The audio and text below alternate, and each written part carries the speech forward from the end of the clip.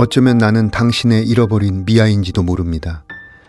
나는 벌써 오랫동안 얘기꾼 노릇도 못했고 나의 길을 제시하는 선지자나 자기의 운명을 기술하는 사람도 될 수가 없습니다. 당신이 듣고 있는 것은 오로지 나의 발소리뿐입니다.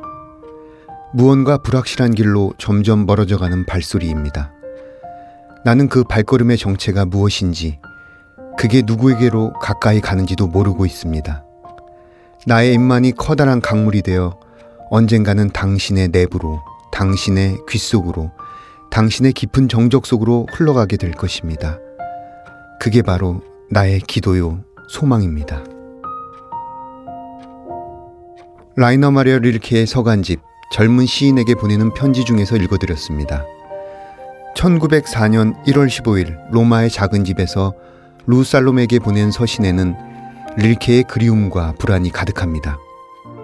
오래 글을 쓰지 못한 릴케는 비바람과 구름으로 뒤덮인 이국의 날씨 중에 편지를 쓰며 마음을 다잡습니다. 자신의 삶이 비록 보잘것없이 잡초만 무성한 들판이라도 얘기를 들어줄 단 한 사람이 있다면 소망이 이루어질 것이라고 믿는 것이지요. 얘기를 들어줄 단 한 사람, 때로는 그 한 사람이 우리를 절망에서 구원할 신입니다. 거리의 사람들 바람 따라 흐르면 서성이듯 혼자서 기다리고 날 부르는 기억에 흔들리는 땅콩이 사람들 사라졌네. 난 속에 퍼져서 울 것 같아서 한참 눈 감고 잊혀져가는 모든 것 당연한 건가요?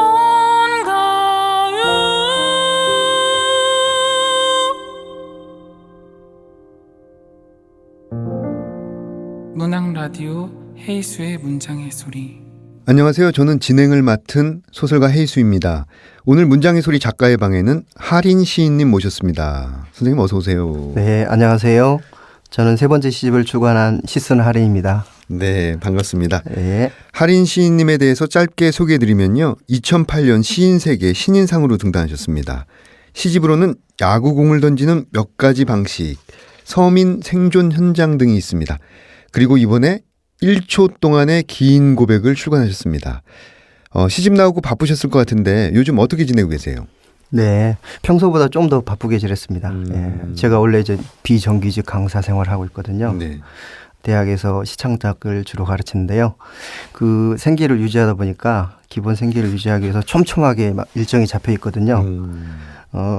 제 시 중에 구절에는 정착은 멀고 믿음은 낡았다라는 구절도 있습니다. 그래서 그것처럼 상당히 저는 과도기적인 삶을 계속 살아가고 있습니다. 그런데 이제 얼마 전에 이제 세 번째 시집까지 나와가지고요. 제가 더더욱 바쁜 일정을 요즘 소화해 내고 있습니다. 뭐 어떤 일정들이 많은가요? 예를 들면 뭐 낭독회라든지 뭐 예. 시인과의 만남이라든지 예. 뭐. 제가 가지고 있는 독자층이 은근히 조금 있거든요. 두 번째 시집에서 보여줬던 것들, 아웃사이더들의 어떤 심리들, 정서들, 이런 것들이 이번 세 번째 시집도 많이 나와 있기 때문에 그 시집을 읽은 사람들이 사인을 해달라고 많이 연락을 받아서 사인을 좀 많이 해주고 있습니다. 예. 그 책을 준비하는 그 시인 소설가들이 제일 행복한 순간이 이렇게 서명한 순간도 있잖아요. 예, 그렇죠. 이번 시집은 어떤 것들을 중점적으로 생각하시면서 묶으셨는지. 예. 아주 미시적으로 보면 개인적인 정서도 있고 타인과의 관계 속에서 형성된 미묘한 정서도 많이 있는데요. 그 해설을 쓰신 이제 유성현 선생님의 말처럼 아웃사이더가 바라는 존재론적 외곽성이라고 명명하셨는데요. 그것이 끊임없이 발화되고 있다고 생각합니다. 제 시의 방향성을 아주 잘 설명해 주신 문구인데요. 아웃사이드는 중심보다 이제 더 극명하게 실존을 보여주는 자리라고 생각하거든요. 중심 안에는 중심이 주로 많은데 중심은 또 힘이 세고 번접할 수 없는 테두리를 구성하고 있죠.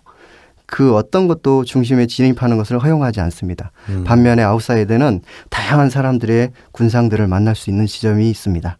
중심에서 막 밀려난 존재도 있고 중심이 못 돼서 괴로워하는 존재도 있고 중심이 아닌데 중심인 척하는 존재도 있고 중심으로 진입하려고 몸부림치는 존재, 또 좌절과 절망과 고독과 우울이 생생하게 살아있는 지점이 바로 아웃사이드입니다. 그런 아웃사이더 자체인 화자를 등장시켜서 아웃사이드 상황과 아웃사이드의 실존을 생생하게 이제 보여주려고 많이 노력했습니다. 네, 그 중심과 그 주변의 관계에 처한 여러 인물 군상들을 말씀하시는데 귀에 쏙쏙 들어와요. 제가 아마 그쪽 기질이 굉장히 강해요. 투명이라는 시를 보면요, 이런 구절이 있어요. 혼자 밥을 먹는데 익숙해지는 허물을 위해 디데이를 표시하며 하루에 3번 웃어볼까요? 바짝 마른 그리움을 풀어 국을 끓이고 숨이 적당히 죽은 외로움을 나물로 묻혀내고 꼬들꼬들한 고독을 적당히 볶아 식탁을 구성해 볼까요? 이런 구절이 있는데요. 보니까 혼자 있는 것, 고독, 어떤 이런 단어들을 일상생활과 잘 맞물리게 해서 시를 교직했다라는 생각이 들었습니다. 아, 예. 앞에서 이제 했던 답변처럼 이번 시집에서는 결핍을 이제 극도로 맛본 화자의 고독과 우울, 이탈 심리 등이 많이 반영되어 있습니다.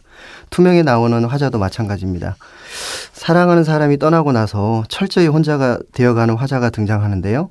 그 화자의 태도와 양상을 저는 점점 투명에 가까워지는 상태로 보고 창작을 하게 된 겁니다. 투명을 증명하는 것은 이제 심리가 아니라 또 생활 속에 나타나는 현상이잖아요. 그래서 생활 속 현상을 시적으로 표현하는 방법을 계속 취하고 있습니다. 시의 뒷부분에서 이런 구절도 나옵니다. 네. 두 사람이 짧은 식사를 하는 것보다 한 사람이 긴 식사를 하는 것이 더 낭만적이라고 다짐해 볼까요? 입맛을 다시거나 잃어갈 필요가 없습니다.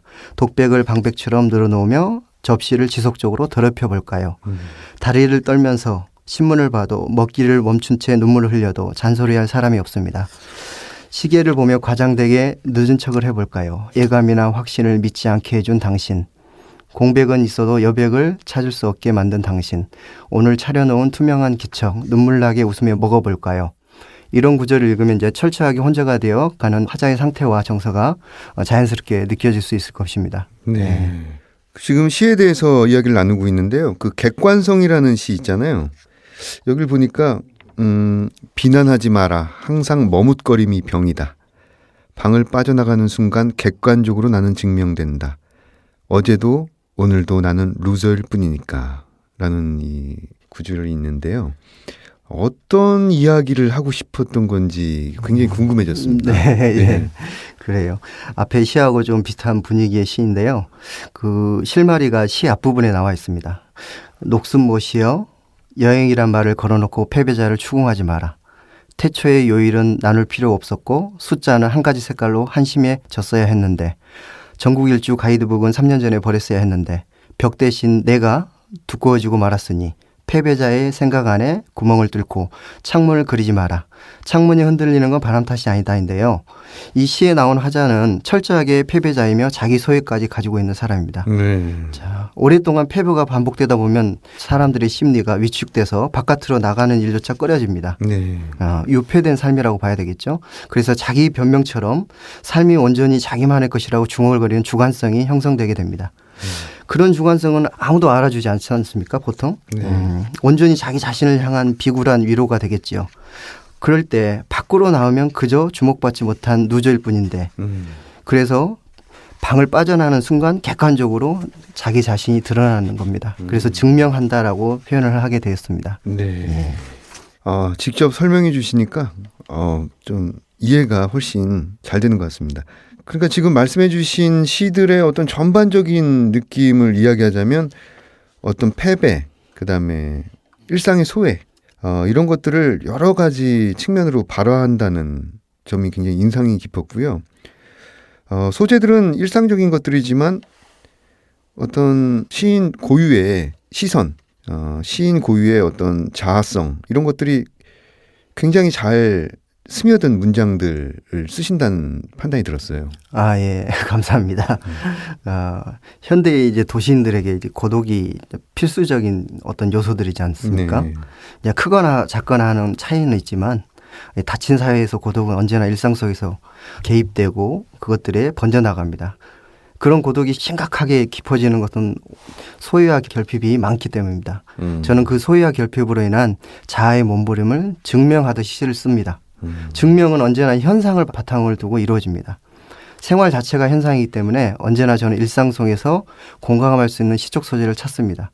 그런 다음 그것을 어떻게 하면 나만의 문장으로 표현해 볼까? 어떻게 하면 최대한 실감을 던질 수 있을까 고민을 하게 됩니다. 그래서 제 시엔 일상 속 극적인 장면이 많이 나옵니다. 네. 그 장면 속에서 또 극대화된 정서를 적고 있는 고독한 화자가 많이 등장해서 그 화자의 몸부림이 시에 그대로 발현되고 있습니다. 네. 네. 그렇다면은 이번에 발간하신 1초 동안의 긴 고백 이 시집의 키워드를 꼽자면 예. 한 세 가지만 꼽자면 결핍, 소외 그리고 고독이라고 봐야 되겠죠. 결핍, 소외 그리고 예. 고독. 예. 3대 키워드가 되겠네요. 예. 여담인데요. 해설을 써주신 예. 유성호 선생님. 예. 방금 조금 전에도 읽어주셨지만 아웃사이더가 발화하는 존재론적 외곽성의 시. 이게 어떻게 유성호 선생님 예. 이 평을 받기가 쉽지 않잖아요.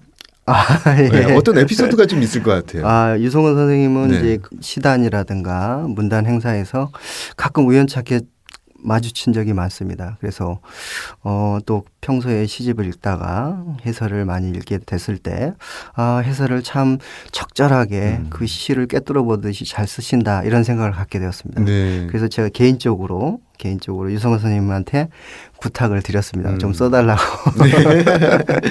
되게 흔쾌히 예. 수락해 주시던가요? 네, 흔쾌히 수락해 주셨습니다. 네. 예. 다시 시로 돌아가면요. 예. 그 푸시라는 구절을 보면요. 사람은 새가 될 수 없지만 새를 품을 수 있다고 털어놓을래. 새를 꺼내는 그 순간 1초 동안의 긴 고백. 어둠이 왜 이렇게 투명한 건지 윤곽을 가진 것들이 온전히 자신을 다 드러내놓기 좋은 시절이라고 속 울음까지 들킬 것 같아. 노크를 하듯 머리로 지구를 한번 두드려 볼래. 어떤 이런 부분이 나와요. 네. 어떻게 보면은 이 암울하고 슬픈 상황들일 수도 있는데 어떤 재치와 감각적인 표현들로 그 암울하고 슬픈 상황들을 이렇게 상쇄시키는 인상을 받았는데요. 이 푸시라는 시에 대해서 좀 시인의 설명을 좀 제가 듣고 싶습니다. 예, 그래요. 시집 제목이 이 문장 구절에 나와서 네, 더 1초 많이, 동안의 긴 고백. 네, 더 많이 인식이 되고 있는 것 같습니다. 이제 저는 이제 평소에 실존을 이제 극명이라는 말 좋아하는데 극명하게 보여주는 창작 태도를 취하고 있습니다. 그런 이제 극명은 이제 단순한 진술이나 사연적 발화를 통해서 이루어지지 않지 않습니까? 진정성을 배면에 깔고 감각적으로 집중적으로 섬세하게 발화를 해야 이제 극명한 것이 드러납니다. 보통 독자들의 이제 정서 감각을 깨우는 시가 저는 제일 좋은 시라고 지금 여기기 때문에 끊임없이 극적인 장면을 바탕으로 시를 창작하고 있습니다. 시 푸시는 외곽에서 이제 소유를 끝까지 맛본 화자가 절벽에서 뛰어내려 자살하는 극적인 장면을 품고 있습니다. 네. 그 장면을 마음속에 품고 수십 번 관찰하고 수십 번 제가 사유했습니다. 그랬더니 자살이 노크하듯 머리로 지구를 한번 두드려보는 것은 아닐까 하는 생각이 젖었습니다. 그런데 그 노크는 이제 누가 들을 수 있겠습니까? 아무도 듣지 못합니다. 오직 자기 자신만이 들을 수 있습니다. 그래서 이것은 뛰어내리는 순간부터 1초 동안의 긴 고백이 될 수밖에 없겠구나 네. 하는 생각이 들게 된 겁니다. 예, 나 오늘 밤 절벽에게 고백할래로 시작하는 시, 푸시. 굉장히 암담한 상황이지만 감각적이고 집중적인 어떤 극명의 자세로 예. 풀어낸 시군요. 예. 네. 이 시집에서 가장 쓰기 힘들었던 시, 그리고 가장 좋아하는 시 한 편을 꼽자면 어떤 것일까요? 예. 가장 쓰기 힘들었던 시는 동안거란 시인데요. 네. 예. 저는 이제 창작할 때 순간적으로 다가온 것을 보통 시인도 그렇지만 메모를 해놓았다가 끊임없이 생각하면서 숙성시키는 과정을 겪습니다. 그런 다음에 그것을 아까 표현한 대로 극명하게 대변해 줄 수 있는 현상을 찾아서 또는 객관적 상관문을 찾아서 표현하는 작업을 합니다. 근데 그런 작업이 이제 순식간에 막 이루어지는 경우도 있고 더디게 이루어지는 경우도 있습니다. 이제 화자 입장에서 푹 젖어가지고 상상 체험을 진실되게 밀도 있게 하려고 해도 잘 안 되는 시가 있었습니다. 그게 바로 이제 동안거란 시인데요. 이제 잘 알다시피 이제 그 동안거는 스님이 겨울 내내 외출을 하지 않고 치과하면서 자선하고 경전을 공부하는 수행 방법입니다. 그런데 그 느낌이 이제 좀처럼 실감나게 잡히지 않았습니다. 시를 쓰시는 이제 어떤 스님에 대하여 시를 써달라는 청탁 때문에 쓰게 되었는데요. 실명을 거론도 될까요? 그분은 네, 이미 돌아가셨는데 네. 조오연 스님입니다. 네. 이제 그 스님을 계속 떠올려도 그게 실감이 다가오지 않았습니다. 그것이 이제 큰 부담으로 다가왔는지 제대로 숙성되지 않은 거죠.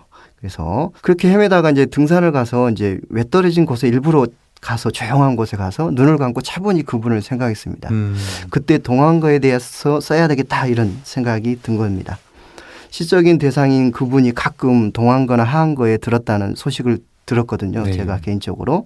동안거를 통해 자기 자신을 끊임없이 지우는 형상을 시에 쓰면 되겠구나 하는 생각이 들었던 겁니다. 그가 점점 얇아지고 있고 투명해져서 또 하나의 소실점이 되어가고 있다는 생각이 스치자 이제 그 순간부터 시는 술술 풀렸습니다. 네. 그 이제 가장 좋아하는 시는 시집 제일 앞부분에 자리한 통조림이라는 시입니다. 네. 통조림은 이제 잡지에 발표했을 때 독자들이 가장 많이 좋아했던 시입니다. 통조림은 완벽한 밀폐를 특징으로 가지고 있지 않습니까? 그런 공간 속에 화자의 어떤 것을 밀폐시키면 어떨까 하는 생각을 이제 하게 된 거죠. 통조림은 그 어떤 것도 바깥에 머물게 합니다. 싱싱한 그대로 보존된 화자의 생각과 마음을 아무도 모릅니다. 그 안에 무엇이 있는지 모르기 때문에 모두 안이 궁금해져서 바깥을 막 서성이게 되는 거죠. 네. 궁핍과 가난과 비굴 속에서 살았던 화자가 처음으로 주체의 자리에 놓이게 된 겁니다. 그런 시상 전개가 독자들의 마음에 이제 많이 흡족하게 와닿아서 많이 사랑을 받고 있는 것 같습니다. 예. 네, 이 시집의 가장 첫 번째로 실린 예. 시인데요, 통조림. 이 동안거 말씀하시면서 조우연 스님 지금 언급이 됐는데 예. 어떻게 입적 소식을 듣고 예. 어떠셨어요? 저는 이제 많이 친하진 않으니까 그분이 편찮으시다 이런 걸 잘 모르고 있었거든요. 네. 그런데 그 입적 소식을 들었을 때 굉장히 큰 충격에 사로잡혔고요. 네. 그분이 이제 그 모든 어떤 일에는 이제 좋게 평가하는 사람과 나쁘게 평가하는 사람이 있는데 저는 이제 그분을 어떻게 인식을 했냐면 스님으로서의 경지는 저는 잘 모르잖아요. 그리고 근데 시단에 끼친 영향은 어느 정도 알게 되겠죠. 그분이 이제 그 유심이란 잡지도 운영하시고 후원하시고 그리고 그 수많은 시인들에게 그 옹고료를 거의 100% 다 지급하는 잡지로서 정착을 시켰습니다. 그런 시인들의 그 어떤 발전에 시단의 발전에 큰 공헌을 했다라고 저는 들었거든요. 네. 그래서 그 시단에 유축되는 부분도 있지 않을까 그분의 입적으로 인해서 그래서 실제로 그분이 돌아가셨을 때 진실되게 눈물을 흘리는 사람들이 꽤 많았습니다. 실제로. 그래서 그런 소회가 있어서 네. 그 동안거는 이제 그분이 돌아가시기 전에 쓴 거니까 잘 썼구나. 네. 뭐 시가 좋다는 뜻이 아니라 그분에 대한 인상을 그래도 한마디라도 남길 수 있었구나 이런 생각을 하게 된 겁니다. 네. 예. 말씀해 주셔서 감사합니다. 네. 그 시 창작 방법론 추천 교재로 굉장히 많이 알려진 시클. 예. 굉장히 사려 깊으면서도 쉽게 접근할 수 있는 시 창작 방법론들이 이제 제시된 걸로 알려져 있는데요. 많은 분들에게 또 큰 호응을 얻었다고도 들었고요. 예. 시를 가르치는 것과 본인이 쓰는 것은 어떻게 다를까요? 예, 그래요. 그 시클은 이제 제 시집 전체보다 더 많이 팔린 책입니다. 그래서 막 창피할 때도 있고 하는데 때론 되게 대견스럽습니다. 그 책이. 그 책을 이제 쓰게 된 계기를 잠깐 말씀드리면요. 시클에 나와 있는 창작 방법의 모델은 원래 오기원 선생님의 현대 시작법이었습니다. 저는 이제 지방지 신춘문예로 등단한 이후에 거의 청탁을 받은 적이 없습니다. 그래서 10년 동안 이제 재등단을 하기 위해서 혼자 스스로 창작 방법을 터득게 했습니다. 그때 뭐 여담이지만 석사 과정에서 공부하고 있을 때 신경림 선생님한테 이제 시를 배울 때가 있었는데요. 신경림 선생님께서 갑자기 그 에피소드를 얘기하셨습니다. 네. 자기가 그 저녁에 있는데 안도현 시인님한테 갑자기 전화가 왔더랍니다. 그래서 그러더니 뭐라고 하냐면 선생님 시는 어떻게 쓰는 겁니까? 이런 질문을 받았답니다. 두 분 다 충분히 시단에서 대가고 시를 잘 창작하는 분이라고 여겼는데 그래서 우리는 이제 그 학생들은 이제 궁금해가지고 이제 쳐다봤죠. 신경림 선생님이 어떤 말씀을 하실까 하고 쳐다봤는데 무슨 대답이 나왔냐면 안도현 선생님에게 나도 모르겠는데 그랬답니다. 그러면서 이제 이런 말씀을 하셨습니다. 시창작의 방법은 스스로 찾아가는 것이다. 모든 시인과 소설가, 작가들은 자기만의 창작 방법을 찾아가는 것이 가장 좋다. 이런 말씀을 하셨어요. 그래서 이제 그때부터 저도 저만의 창작 방법론을 써야 되겠다. 이런 생각을 하게 된 겁니다. 네. 그래서 현대 시작법이 실제 창작에 적용되기 좋은 책이잖아요. 이론 중심이 아니라. 그래서 근데 현대 시작법이 아쉬운 점을 제가 발견했어요. 하나는 언급된 시들이 좀 감각적인 오늘날의 시가 아니라 그게 워낙 명작이기 때문에 그 초창기부터 지금까지 사랑을 받고 있잖아요. 근데 애문들이 조금 좀 오래된 시들이 많구나 이런 생각을 했어요. 네. 그래서 주변 사람들한테 물어보니까 저하고 같은 느낌을 받았다고 하더라고요. 그래서 예문들을 오늘날의 감각적인 시로 대체를 하고 저만의 창작 방법론을 써야 되겠다 이런 생각을 하게 된 겁니다. 네. 그래서 시클은 이제 그 원래 뜻이 이런 뜻이 있어요. 시가 쑥쑥 자란다. 그다음에 시창작 클리닉 이런 뜻을 가지고 제가 지은 제목입니다. 그 제목처럼 시를 가르칠 때 슬럼프 없이 시가 성장하도록 저는 이제 가르치는 겁니다. 마치 이제 한의사가 그 환자들에 따라서 체질에 맞게 처방전을 내려주듯이 그 사람이 써온 시를 보고 그 사람이 현재 처한 창작의 상태를 이제 파악합니다. 그게 시만 보면 느낌이 옵니다. 이게 이런 상태에 놓여 있구나 이분은. 그래서 적절한 방향 제시를 해줍니다. 그리고 이제 끊임없이 자기 노력을 통해서 시적 내공이 쌓이도록 훈련을 시킵니다. 저는 훈련. 시클에 나와 있는 방법대로요. 대부분 학생들은 그 음악이나 미술적인 요소들은 다 기본 훈련을 거친 다음에 어떤 자기 세계로 나아가잖아요. 근데 시 쓰는 사람들은 그런 훈련 없이 그냥 영감에 의해서 다 이루어지는 줄 많이 알고 있습니다. 그렇죠. 크나큰 오해죠. 크나큰 오해죠. 그래서 충분한 이 훈련이 그 정해준 훈련이 아니라 자기만의 노하우를 찾아가는 훈련입니다. 그래서 그 훈련을 시창작 방법론에 이제 적어놓은 거죠. 그런데 이제 제가 또 이제 그 방법론대로 시를 쓰면 잘 되는 측면이 있을까 하는 생각이 들 때가 있습니다, 실제로. 근데 그 방법론을 쓰는 과정이 제가 10년 동안 재등단하기까지의 어떤 슬럼프에 빠졌을 때에 그때의 어떤 슬럼프를 극복하는 방법이 적어져 있기 때문에 대부분 잘 적용되고 기본 형태는 잘 써지는 것 같습니다. 그래서 이제 어떤 분들은 제 시를 읽으면 시클이 보인다. 뭐 이런 이제 평을 하는 분들도 있습니다. 네. 예. 그럼 이쯤에서 다음 코너로 넘어가 보겠습니다. 이번 코너는 내가 가장 사랑하는 문장들. 어떤 문장들을 가져오셨을지 하린 시인의 목소리로 들어보겠습니다. 입술의 방식. 하린. 입술을 멈추게 하는 건 입술입니다. 층층이 입술을 쌓아 올리면 입술에게도 입장과 무게가 있다는 걸 알게 됩니다. 눈을 감고 있을 때 제일 먼저 떠오른 입술이 바로 입장입니다. 키스를 상상하면 안 됩니다. 감옥은 더더욱 금물이고요. 그러니 헤어질 때 풍경을 입안에 넣고 굴리지 마세요. 캄캄하게 갇혀있다 해도 배경은 배경일 뿐 후일담이나 비밀이 될 수 없습니다. 차라리 인디언의 방식으로 입술에 다른 이름을 지어보세요. 바람과 구름이 달콤하게 흩어지는 언덕, 새를 간직한 우둠지의 사랑스러운 곡선. 어떤가요? 아리고 저린 이별 하나쯤은 견딜만 할 겁니다.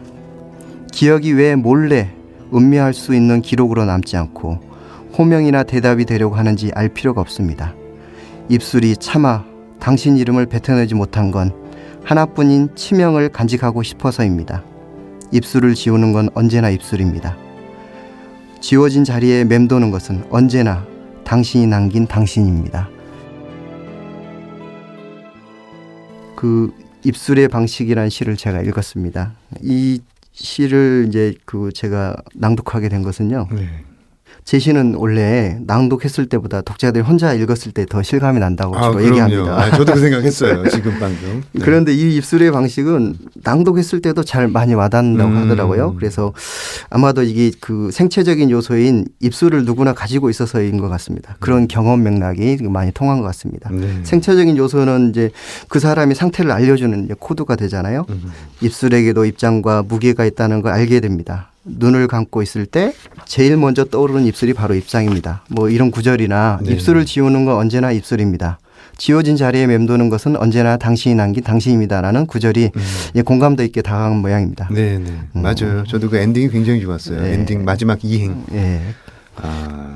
하린 시인님 보내드리기 전에 꼭 들어야 하는 소리가 있죠. 이번 코너는 사운드 앤 스토리 시간인데요.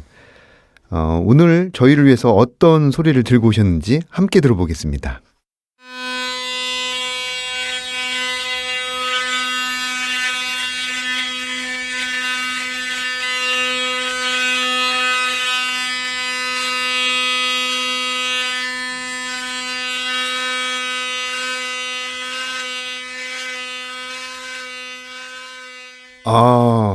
네. 이게 마치 어떤 악기가 한음을 계속 내는 것 같기도 하고 귀족 소리 같기도 하고 예. 무슨 소리인가요? 예, 그래요. 소음처럼 들리기도 하는데요. 네. 예. 제가 사용하고 있는 전기 면도기 돌아가는 소리입니다. 이게. 전기 면도기 들어가는 예, 소리요? 예. 오. 아침마다 사용하시는 거네요. 예, 그렇죠. 이 소리를 제가 이제 택하게 된 이유는 전기 면도기는 이제 사용한다는 것은 이제 외출을 준비한다는 뜻이잖아요. 그렇죠. 이제 뭐 일상에 지쳐서 집으로 돌아올 때는 어깨가 축 처져서 돌아오더라도 전기 면도기가 돌아가는 시간만큼은 가능성으로 가득 차 있는 시간이잖아요. 그래서 그 가능성이란 말이 너무나 좋아서 그래서 제가 가져온 소리는 가능성인 소리다. 이런 생각으로 그 소리를 제가 녹음하게 되었습니다. What a poetic sound. 굉장히 시적인 사운드였어요. 저는 사실은 전기 면도기를 안 쓰는데 오늘 이후로 한번 생각해 보겠습니다. 이제 정말 약속된 시간이 거의 다 됐는데요. 오늘 여기 오신 소감 대신에 하린 선생님이 생각하시는 가장 소중한 세 가지를 이야기해 주신다면 뭐가 있을까요? 예, 처음에 많이 떨었는데요. 네. 점점 하다 보니까 네. 헤이스 선생님께서 잘 진행해 주셔서 많이 뒤에는 안 떨고 한 것 같습니다. 네, 아주 자연스러워요. 예.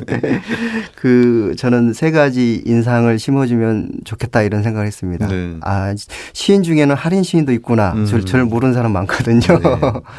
그리고 아웃사이더에서 끊임없이 실감나는 시를 창작하는 시인이 있구나. 또 안주하지 않고 단단한 아웃사이더를 만들려고 노력하는 시인이 있구나 하는 이 세 가지 인상을 청취자 여러분께 심어주면 좋지 않을까 이런 생각을 하게 됐습니다. 네. 여러분 하린이라는 시인이 있구나. 그다음에 아웃사이더지만 실감나는 시인이 있구나. 안주하지 않고 계속 노력하는 시인이 있구나 하는 이분 하린 시인님을 꼭 기억해 주시기 바라고요. 하린 시인님은 이제 1초 동안의 긴 고백을 쓰시기 위해서 3년 6개월의 시간이 드셨다고 하십니다. 앞으로도 좋은 작품 많이 발표해 주시길 바라고요. 저는 2부 책들의 방에서 뵙겠습니다. 감사합니다.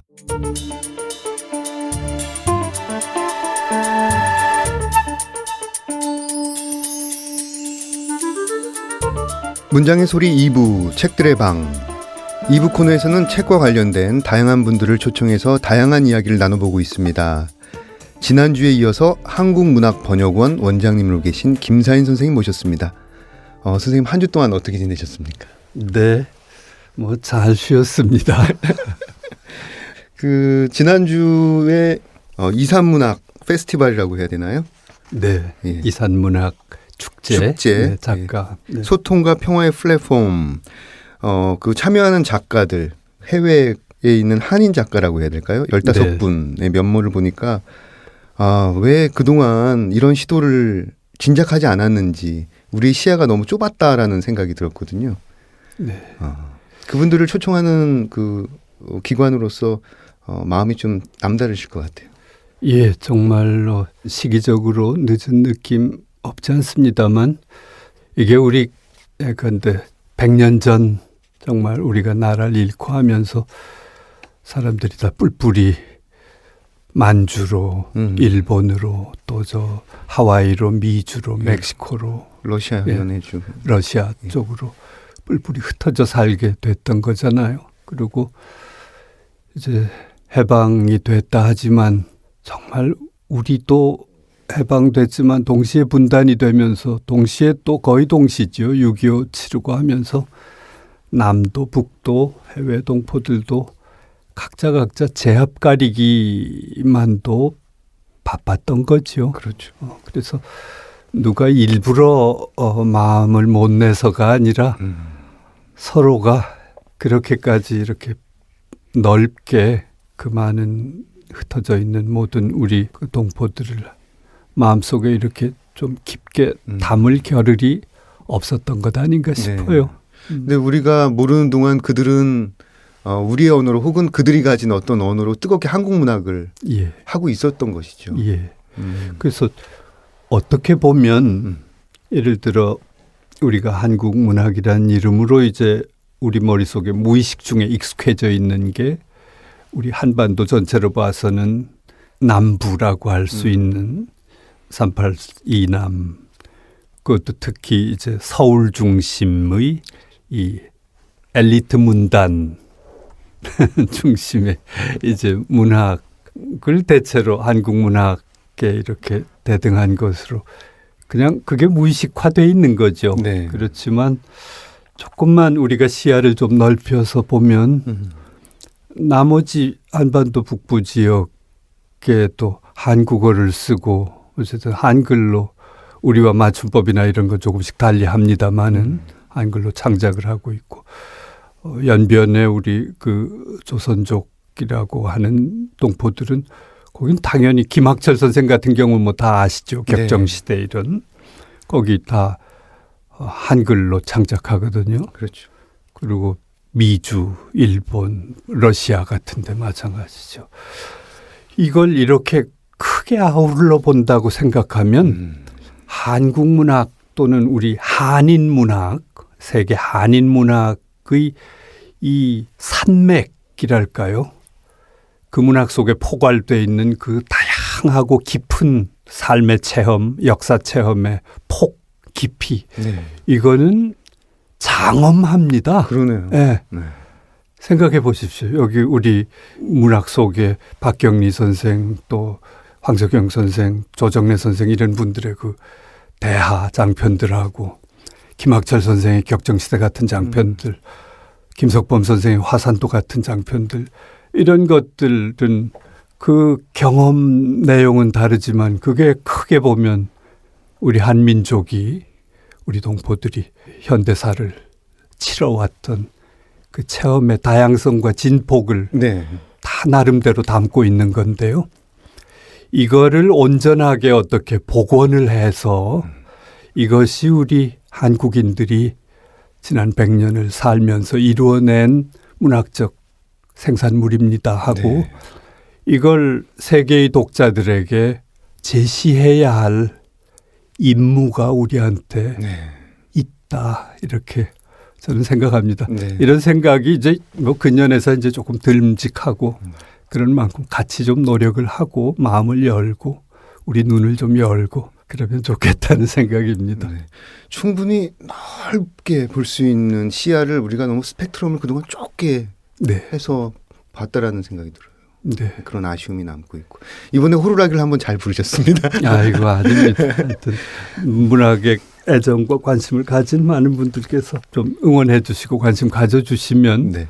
아마 이때 오시는 15분의 그 우리 해외 한인 작가분들도 굉장히 이렇게 좋은 자극을 받고 가시지 않을까 네. 싶습니다. 그 이번에 또 서로의 교류 이것을 통해서 새로운 지형도가 또 만들어질 수 있으니까. 그러게요.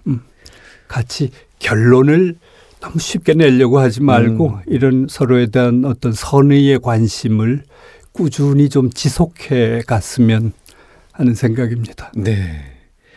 오늘은 가장 사랑하는 책에 대해서 대화를 좀 나눠봤으면 하는데요.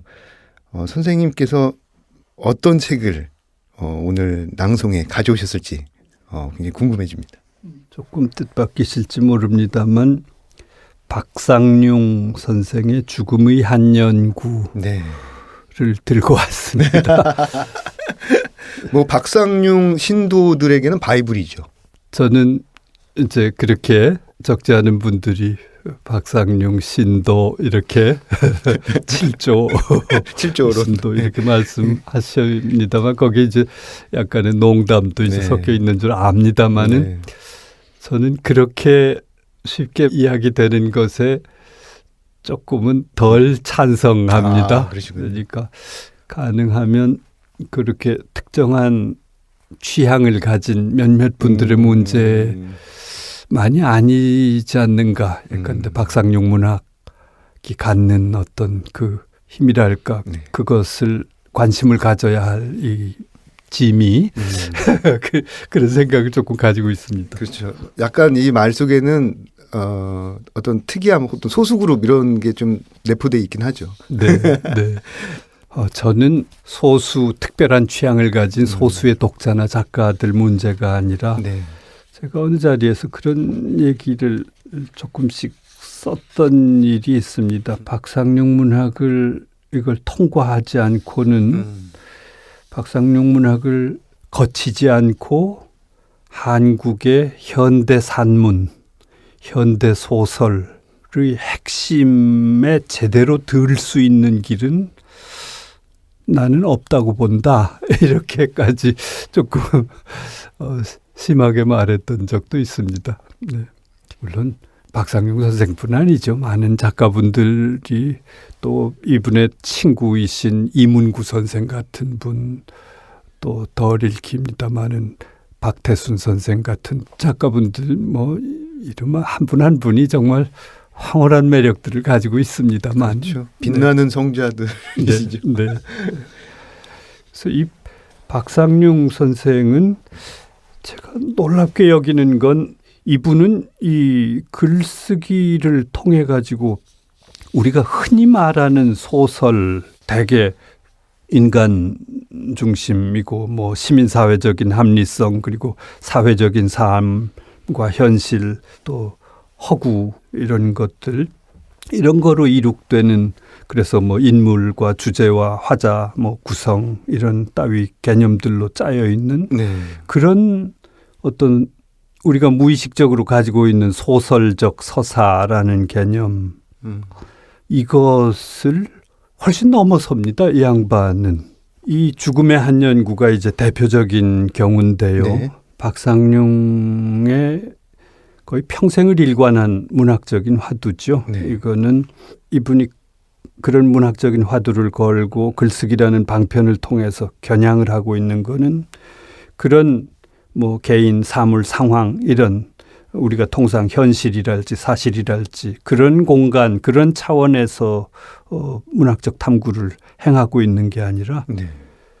이분은 그걸 쌓아안는 그 너머 그 근본 정말 우리가 삶이라고 일컫는 바가 이렇게 하나씩 몸을 입고 태어서 또 한 번 태어서 결코 벗어날 길 없는 어떤 시간과 그 시간의 자기 관찰 형식인 어떤 늙음과 죽음, 몸 벗음이겠죠. 이런 것들의 그 본디 얼굴, 그 근본 얼굴 그 자체를 향해서 이분은 글쓰기를 당신의 글쓰기를 들이대세요. 그러니까 그것에 대한 설명이랄지 그것을 어떤 적절한 인물과 구성을 가진 한 번의 이야기로 꾸며내서 우리의 흥미를 촉발시키는 이런 방식이 아니라 그 근본 문제에 대한 혼신의 어떤 정말 자기 지불 네. 무슨 무문관 앞에서 목숨을 걸고 정진하는 수좌처럼 자기 전부를 걸어서 다른 승부를 겨냥을 하시는 거죠. 그러니까 삶과 죽음의 근본, 정말 존재의 처음과 끝 이런 걸 향해서 목숨 걸고 당신의 글쓰기를 들이대시는 거죠. 그러니까 이거는 흔히들 박상용 문학을 무슨 신비주의, 뭐 고도의 관념 이렇게 말하지만 마치 목숨 걸고 그 용맹정진하는 문관의 수좌의 그것이 결코 신비주의나 관념이 아닌 것, 그 삼엄함은 거기 신비주의니 관념이니 하는 것 들이댈 틈 없거든요. 그것과 동등하게 저는 이 박상용이라는 이의 글쓰기의 형식을 취한 문학적 구도랄까요? 그 문학적 고행, 이건 신비주의하고는 전혀 차원이 다르다 이렇게 생각합니다. 그리고 어떤 의미에서 우리가 작가라고 말할 때 작가의 이상적인 어떤 이 규정은 모름지기 하여튼 글 쓴다는 것을, 글쓰기를 자기 완성의 최고 형식으로 자기 운명의 정말 가장 순결한 형식으로 스스로 선택하고 또 그것을 자기 운명으로 수락하는 자들이 작가가 아니겠는가 하는 생각까지 하게 되면 이 박상용 선생의 이 글쓰기들, 특히 그 대표적으로 저는 죽음의 한 연구 같은 것을 조금 더 많은 독자들께 그렇게 치열하고 뜨거운 만큼 거기 깃들어 있는 에너지 수위가 굉장히 높기 때문에 우리가 그냥 허투루 재미삼아 그냥 길 가다 잠깐 들르듯이 그렇게는 이게 쉽게 잘 접근이 안 된다는 문제는 있지만 조금 호흡을 가다듬어서 한 번쯤은 이렇게 정면으로 대면을 해보시면 하시는 만큼 저는 얻게 되는 바가 있으리라고 생각합니다. 그럼 선생님 오늘 어떤 부분을 읽어주실까요? 그래서 이 박상용 선생 소설들은 처음 읽기 시작해서 아마 한 30페이지가 굉장히 하여튼 힘들죠. 어렵고 그다음 그 호흡이나 리듬이 내 호흡과 이렇게 내 마음의 어떤 리듬과 웬만큼 이렇게 공명을 이루고 거기 서로가 실리게 되면 그 아름다움과 행복함은 뭐 이루 말할 수 없어요. 그렇죠. 올라타는 순간. 그 문체에 올라타는 순간. 저는 죽음의 한 연구 중에 거의 후반부입니다. 죽음의 한 연구는 그 예수의 그 죽음과 관련한 그런 30일간의 그 고행, 그거 진짜 23일, 24일째 무렵, 그러니까 수도부라는 이름으로 불리는 일종의 구도 고행자인 마른 못에서 물고기를 낳기 위한 정말 모든 것이 죽음인 저곳에서 생 자체를 낚아 올리기 위한 고행을 행하는 이 주인공 유리, 이 고행을 하는 주인공을 돕던 창부겠지요. 수도부, 자기 아내이자 어머니이자 연인이던 그 여인의 죽음 대목의 한두 부분을 좀 읽어드릴까 합니다. 선생님의 목소리로 직접 낭독을 들어보도록 하겠습니다. 글쎄 나는 울지는 않았다.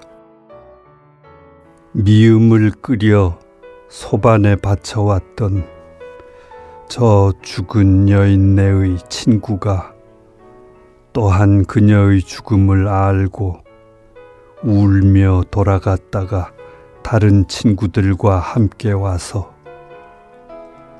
곡비들처럼 울어댔으나 나는 울지는 않았다.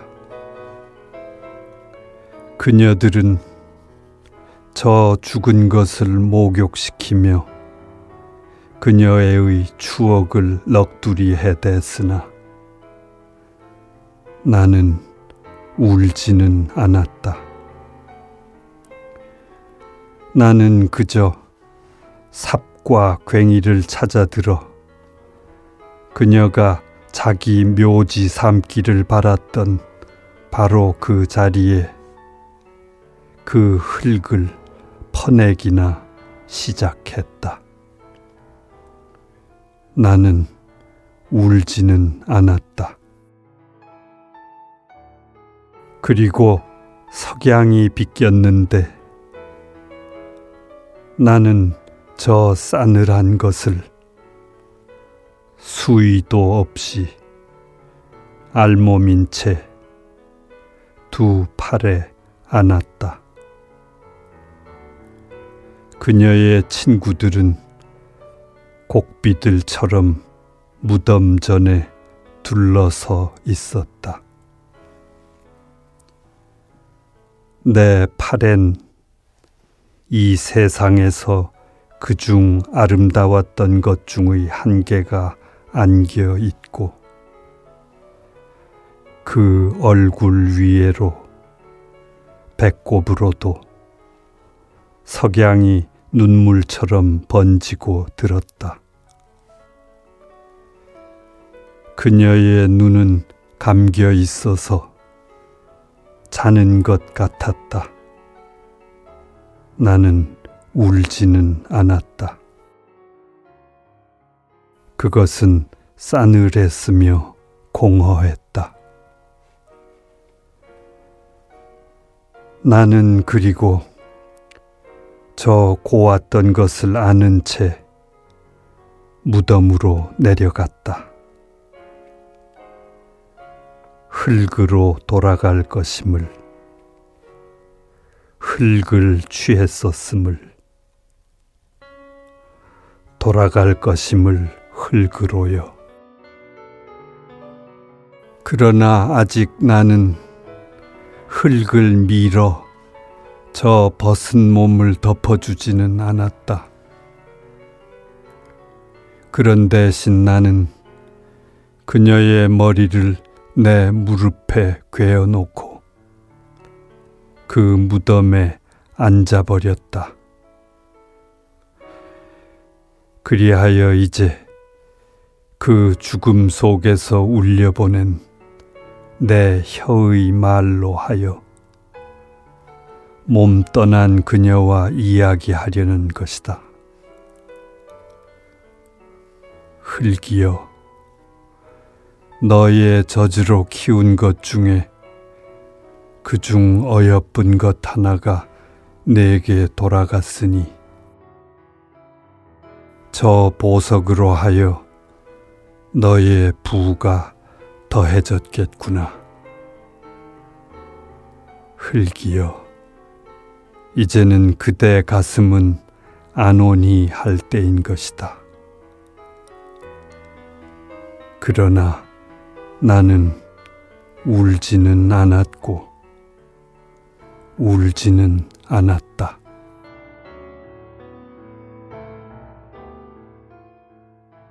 네. 울지는 않았다라고 하는 이 부분을 읽을 때 사실 많은 독자들은 사실 울면서 이걸 보지 않습니까?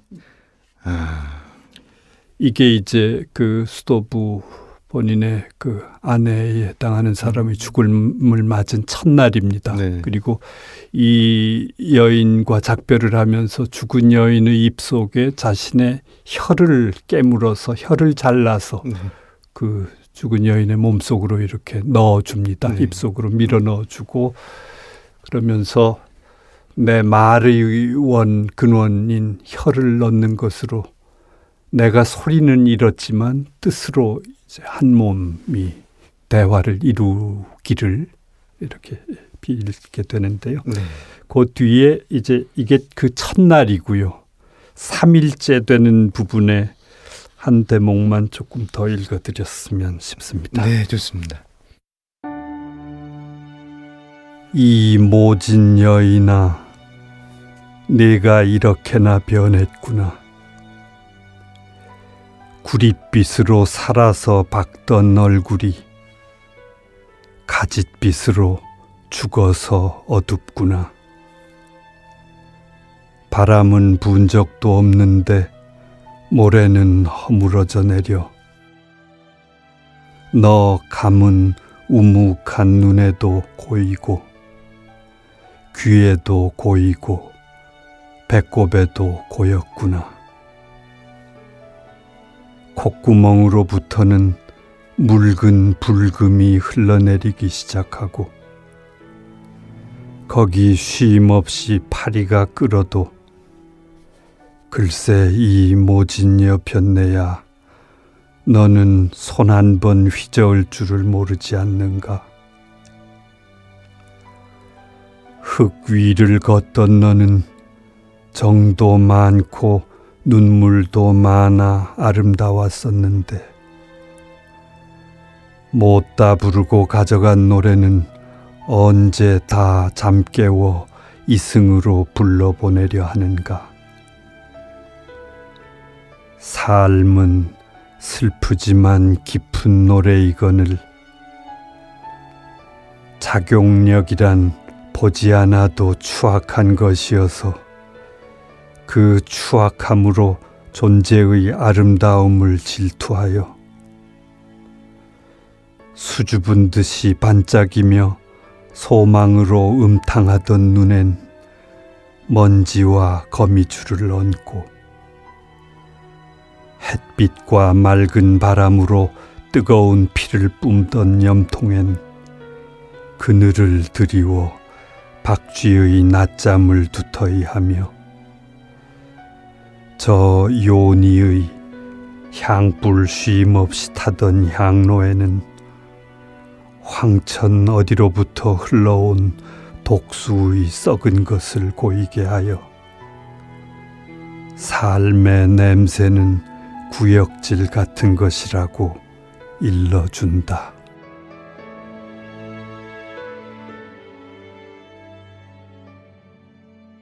네. 원장님 읽으실 때 한 손으로 이렇게 리듬을 타시면서 읽는 모습이 정말 진지하면서도 가슴이 계속 뭉클합니다.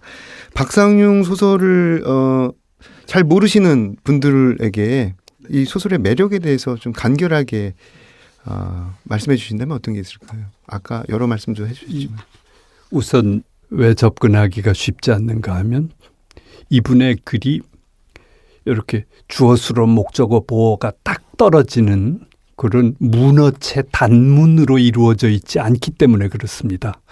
우리가 저 교육 과정 속에서 그런 건데 나는 너를 사랑해, 나는 이것을 먹고 싶어 이런 식의 그 서양 문법에 뿌리를 둔 우리 그러니까 근대 이후에 문어체 문장에 우리 자신이 익숙해져 있는 거죠. 그런데 실제 우리 그 장바닥의 언어들이나 저 바닥에 노인들로 갈수록 그 말씀들은 끈끈한 때로 밑도 없고 끝도 없고 주어도 잘 없고 그런 구어체로 이루어져 있거든요.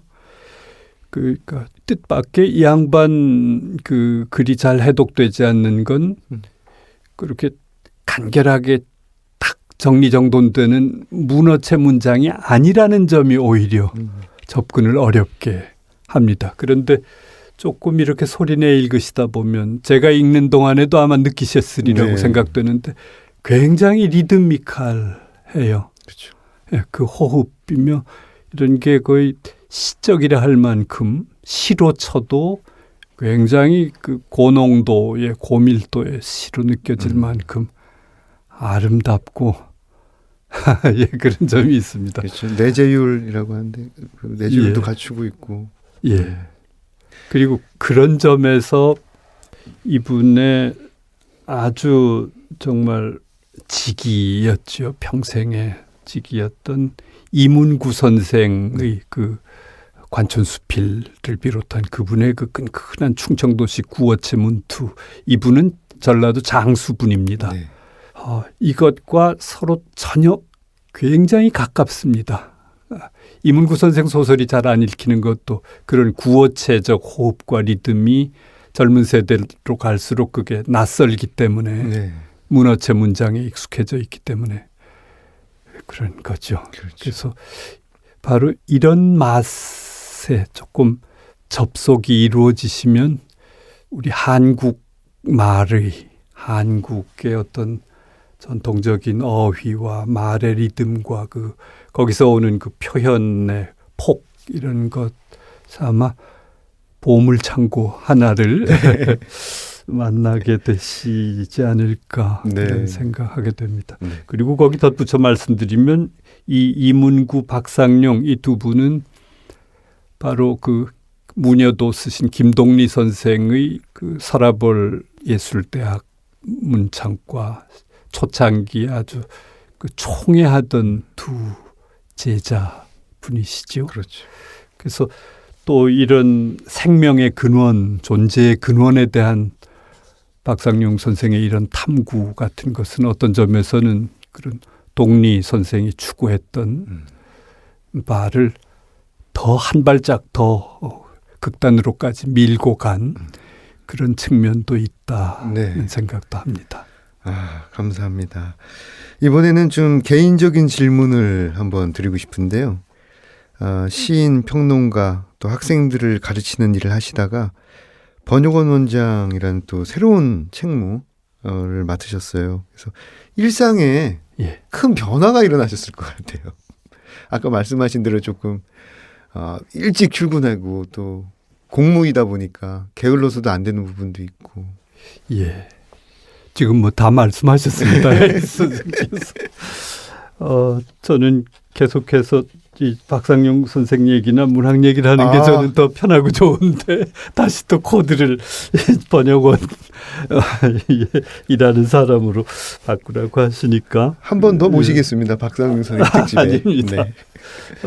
그런데 무엇보다 번역원 일을 하면서 제게는 그것도 많은 공부입니다. 많은 공부의 기회이기도 하고 그러니까 제가 혼자 좋은 글을 어찌 조금이라도 좋은 글을 해보려고 애를 쓰는 노력을 통해서 이루어질 수 있는 것과는 조금 다른 차원의 조금 의미 있는 보람이라 할까요? 뭐 보람이란 보람일 그런 걸 좀 이렇게 추진해 볼 수도 있는 그런 자리라고 생각을 합니다. 그래서 우선은 이게 어쨌든 제 개인의 취향 여하를 떠나서 이건 우리 한국 문학이라는 큰 이름, 큰 대의에 입각한 공공선이 추구돼야 하는 것이죠. 여기는 공공기관이니까. 그런 만큼 가능하면 행여라도 거기 뭔가가 조금 이렇게 제 사사로운 이런 것들이 뭐 전혀 피할 수는 없겠습니다만 그걸 조금 줄이려고 제 개인적 시인 노릇이나 글 쓰는 사람 노릇은 조금 피하고 있습니다. 피하고 절제하시고. 번역원 원장님으로 지내시면서 임기가 마칠 때까지 이런 광경은 한번 꼭 보고 싶다. 이런 게 있을까요? 예를 들어서 뭐 문학 번역원에서 주최하는 행사에 막 사람들이 막 미어 넘쳐서 뭐 들어가게 해달라라는 거라든지 어떤 이런 광경은 한번 보고 싶다. 이런 제일 큰 거는 노벨 문학상 수상을 그게 있었네요. 우리 한국 작가 또는 우리 한인 작가 중에서 수상하는 것을 보고 싶습니다. 그거는 노벨 문학상이 무슨 정말 죽고 못 살 대단한 상이라거나 뭐 치사하게 그런 것에 연연해 이런 차원에서는 아닙니다. 예를 들어서 지금 해외에 이제 자주 나가 보신 예컨대 미국이나 일본이나 이런 데 또 중국에서도 그 서점이나 도서관에서 한국어 서적들이 또 한국 문학들이 이렇게 놓여지는 차지하는 그 위상들 위치나 객관적인 이런 걸 보고 마음의 상처를 입었다고 말씀하시는 분들 심심치 않게 이제 뵙게 되는데요. 저도 마찬가지입니다. 그리고 실제로 우리가 생각할 때 한국 문학의 그 역량, 한국어의 문학적 역량은 우리가 생각할 때 그렇게 간단치가 않거든요. 네. 네.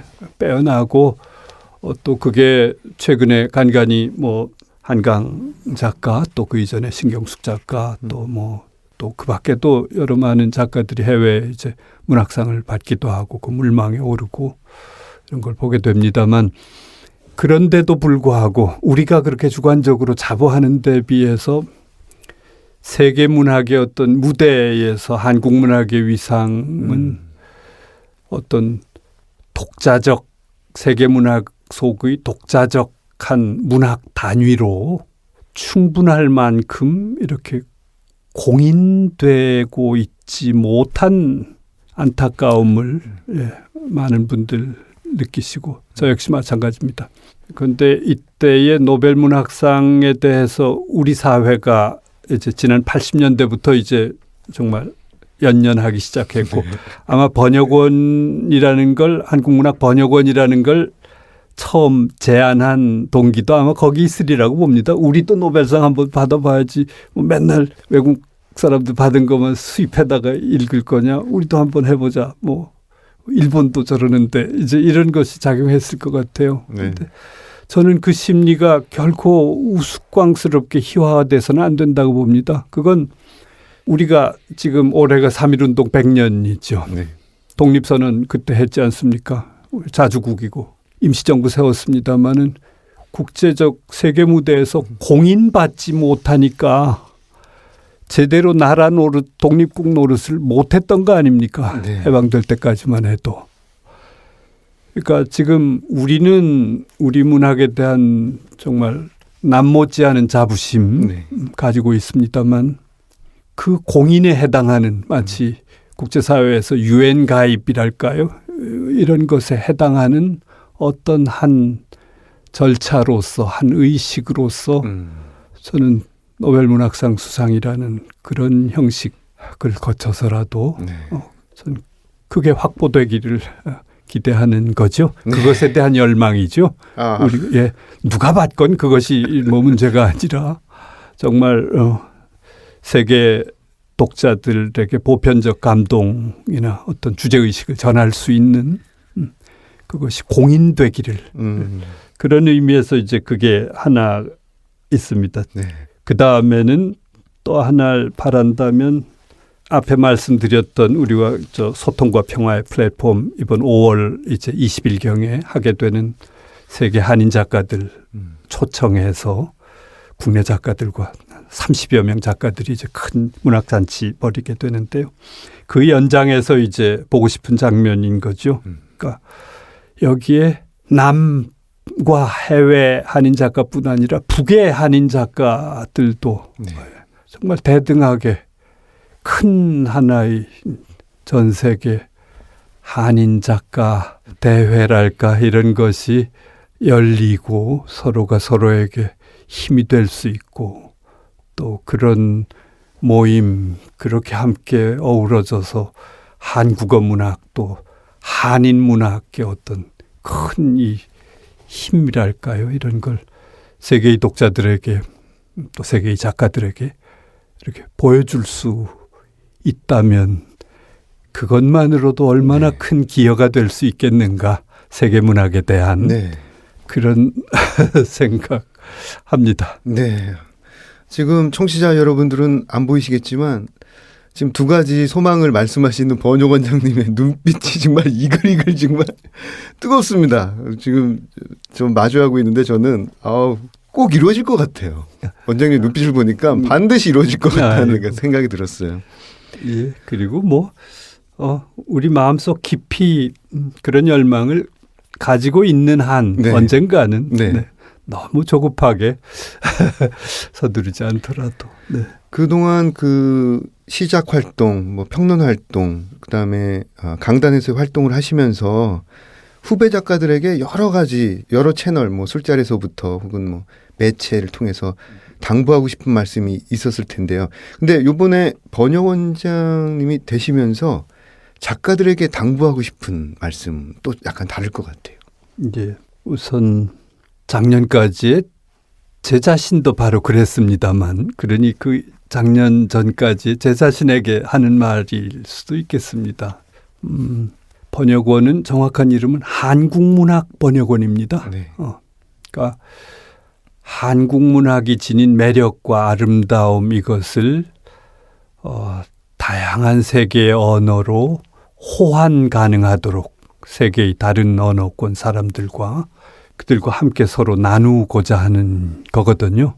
그러니까 한국 문학에 애정을 가진 또는 한국 문학을 이렇게 생산해내는 일선에 서 계시는 분들이야말로 한국 문학 번역원에 대해서 좀 더 관심을 가지시고 적극적으로 좀 뜻을 전해주시고 참여를 해주시고 하셔야 될 권리가 있다고 생각합니다. 네, 다른 동네가 아니다. 예, 그럼요. 바로 우리의 동네다. 그럼요. 예. 그래 주셔야 하고 저희도 뭔가 지금까지 조금 그런 점이 부족했다면 조금 더 그런 기회를 많이 이렇게 가지도록 노력을 할 생각입니다. 네. 그리고 그건 서울의 수도권에 집중해 계시는 작가들께만 해당되는 것도 아닙니다. 한국 문학은 서울이나 수도권 문학만이 아니어서요. 각 다른 지역에 거기를 당신의 삶과 문학의 터전으로 삼고 계시는 많은 분들, 그분들께서 정말 더 좀 마음을 내주시고 그분들께 좀 더 번역원도 더 다가가고 네. 하려고 애써볼까 합니다. 어쨌든 그렇게 하는 가운데서 제가 우리 한국의 작가분들께 또 조금 외람되게 요청드리고 싶은 것은 하여튼 우리 것은 좋은 것이요 식의 우리 문학에 대한 우리 자신의 자부심과 애정 이건 당연한 부분이 있습니다만 그렇다고 해서 그것이 배타적이 되거나 네. 또는 우리 바깥에 대한 맹목의 상태를 미화하거나 그래도 좋다고 할 수 있는 이유가 되지는 않는다고 봅니다. 맞습니다. 그러니까 번역원이라는 세금으로 운영되는 기관입니다. 이 창구를 활용하셔서 우리 밖의 문학, 우리와 다른 언어의 문학들 이런 쪽도 그 관점 세계라는 요즘 뭐 글로벌 시대 이런 말들 하니까요. 전하고는 달라서 지금 뭐 거의 실시간으로 전 세계가 온라인으로 하나로 묶여 있다시피 하니까요. 이렇게 우리가 우물 안에 갇혀 있는 형국의 민족 문학 또는 모국어 문학, 한국 문학에만 과도하게 갇히는 그것도 조금 또 한 단계 이렇게 우리 자신이 지향됐으면 깊이 긍지와 애정을 가지되 동시에 어떤 조금 더 넓은 시야랄까요? 세계적인 시야 또는 세계 문학 전체에 대한 어떤 책임감이라면 책임감 네. 이런 것도 함께 좀 가지는 계기가 됐으면 네. 그런 과정에 저희 번역원이 조금은 좀 도움을 드릴 수도 있지 않을까 그렇게 네. 생각합니다. 네. 한국문학번역원 원장 김사인 선생님 평소에 굉장히 문단에서 말씀이 느린 것으로 소문이 났는데 오늘 굉장히 많은 말씀을 정말 열심히 빠른 속도로 해주셨어요. 그만큼 지금 하시는 일에 열심으로 임하신다라는 것이 느껴집니다. 2회에 걸쳐서 문장의 소리, 책들의 방을 환히 밝혀주셨는데요. 선생님 마지막으로 청취자분들께 인사해 주시죠. 아마 제 딴엔 빨리 말씀드린다고 막 해도 느리게 들리실지 모르는데 모르겠습니다.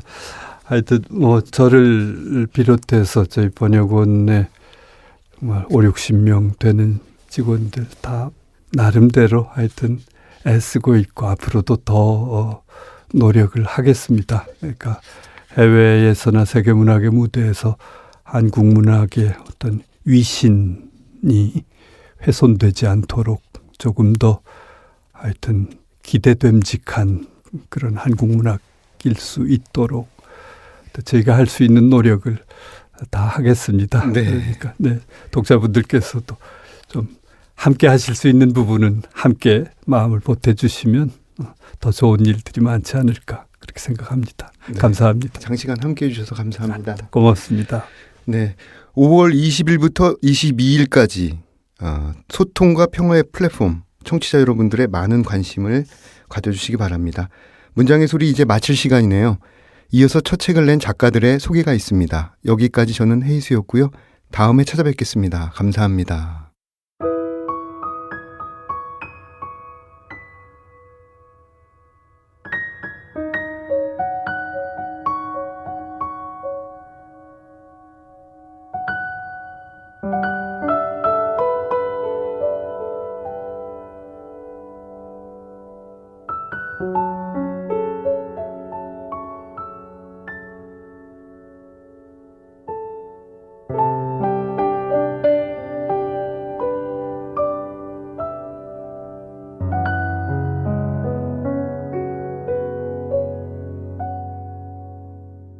안녕하세요. 문장의 소리 정윤희 시인입니다. 오늘은 첫 시집 우리 다른 이야기 하자를 출간하신 조혜주 시인과 함께하겠습니다. 네, 안녕하세요. 첫 시집이 나왔습니다. 제가 시집 나온 날짜가 제가 다니던 회사하던 날짜에 정확하게 시집이 나왔었는데요.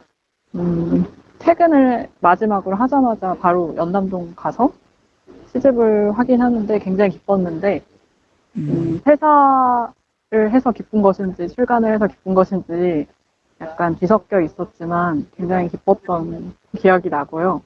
근데 시집 실물을 봤을 때까지도 실감이 안 났었는데, 그때 저 담당 큐레이터던 시인께서 축하한다고 전화를 해주셨을 때 좀 울컥하기도 하고 굉장히 신났었던 기억이 나요. 시를 언제부터 쓰셨고 어떤 그런 계기가 있었는지 궁금해요. 그런 것들이. 저 시집 뒤편에 있는 가술 연부에도 조금 나오는 부분이긴 한데요. 고등학교 때 예술고등학교를 다녔었고, 그 시기로 치면 고등학교 1학년 때부터 시를 썼었어요. 시집이 종이학의 어떤 되게 예쁜 이미지라고 제가 생각했거든요. 아, 네. 단순한데 되게 약간 인상의 기억에 남았는데 제목은 어떻게 지어진 거예요? 제목 같은 경우에는 일단 제가 그 우리 다른 이야기 하자라는 시가 원래는 있었는데요, 원고 안에. 네. 근데 그 시를 추리는 과정에서 아무래도 시집 제목이랑 그 같은 제목의 시가 있으면 그 시가 표제작이 되잖아요. 네. 표제작이 될 만큼 그렇게 엄청 좋지는 않다라는 의견이 있어서 그래서 그 시 자체는 조금 제외를 시키는 걸로 하고 제목만 남았어요. 시집의 키워드를 꼽자면 어떤 것들을 말할 수 있을 것 같아요? 제가 쓸 때의 느낌은 나와 타인이라고 말할 수 있을 것 같은데요. 제 입장에서는 시집에 실린 시들이 정확하게 반으로 나눠지는 것 같은데 나만 있는 시랑 타인과 함께하는 시가 있는데요. 그 시 순서 배열할 때도 방에 있다가 밖으로 나가서 사람들을 만났다가 또 다시 방으로 들어와서 그렇게 안이랑 밖이랑 오가는 느낌이 들었으면 좋겠다고 생각을 했었어요. 시를 안 쓸 때는 주로 무엇을 하세요? 저는 먹는 거 좋아해서 여기저기 맛집 돌아다니는 거 좋아하고요.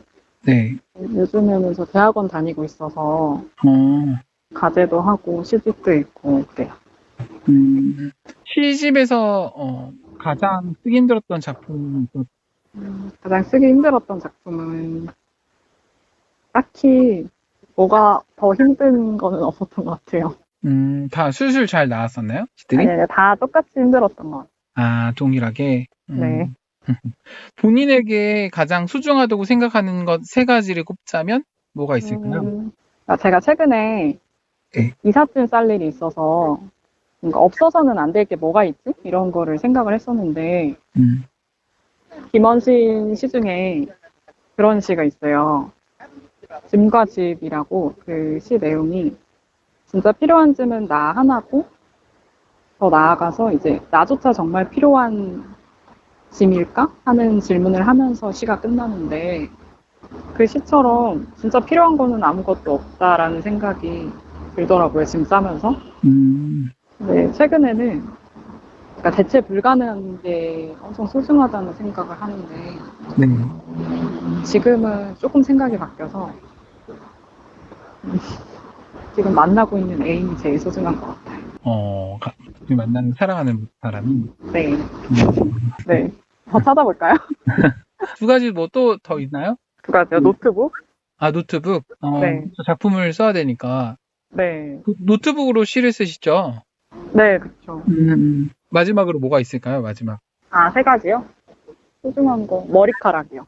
아, 머리카락이 왜요? 네, 머리카락 많이 빠져가지고 최근에 머리카락에는 검은 콩이 되게 좋은데. 검은 콩이요? 검은 콩. 어떻게 먹어야 맛있게 먹을지 모르겠어요. 검은 콩은 볶아서 좋고. 많이 먹어보셨나요? 네, 저는 검은 콩 많이 먹어서 머리숱이 많죠. 아, 정말요? 네, 도움이 많이 돼요, 검은 콩이. 얼마나 드셨는데요? 저는 되게 자주 먹었어요. 한 5년? 5년이나 드셨어요? 네.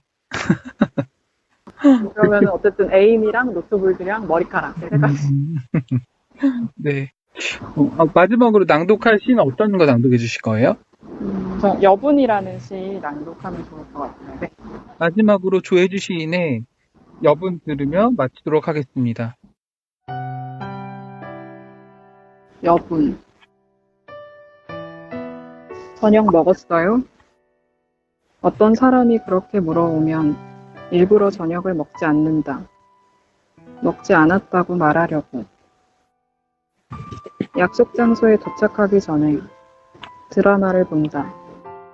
행복해지거나 죽기 직전까지의 이야기. 뉴스를 본다. 신발을 훔치다가 사람을 찌른 적이 있다고 말하려고. 되어 그것을 전부 이야기하지 않아도 나는 어떤 사람과 저녁에 만난다. 함께 아파트 단지 앞을 지나가는 중이고 길 옆으로 검푸른 화단이 계속되고 있다. 나는 어떤 사람보다 조금 앞서 걸으면서 화단의 나뭇잎을 잡아 뜯는다. 단지 셔츠의 색깔에 대해서 기억하지 않으려고 하는 행동인데 그는 흩어진 나뭇잎 몇 장을 밟으면서 사뿐히 뒤따라온다. 어디 아파요? 어떤 사람이 나의 안색을 살피면 아프지 않다. 혼자 있을 때 마음껏 아프려고. 시계탑을 지날 때 꽃을 사지 않는다. 이 침묵을 계속하려고. 송희 씨는 무얼 좋아하나? 그 사람이 물었을 때 어떻게 대답하면 좋을지 몇 가지 생각해 둔 것이 있다.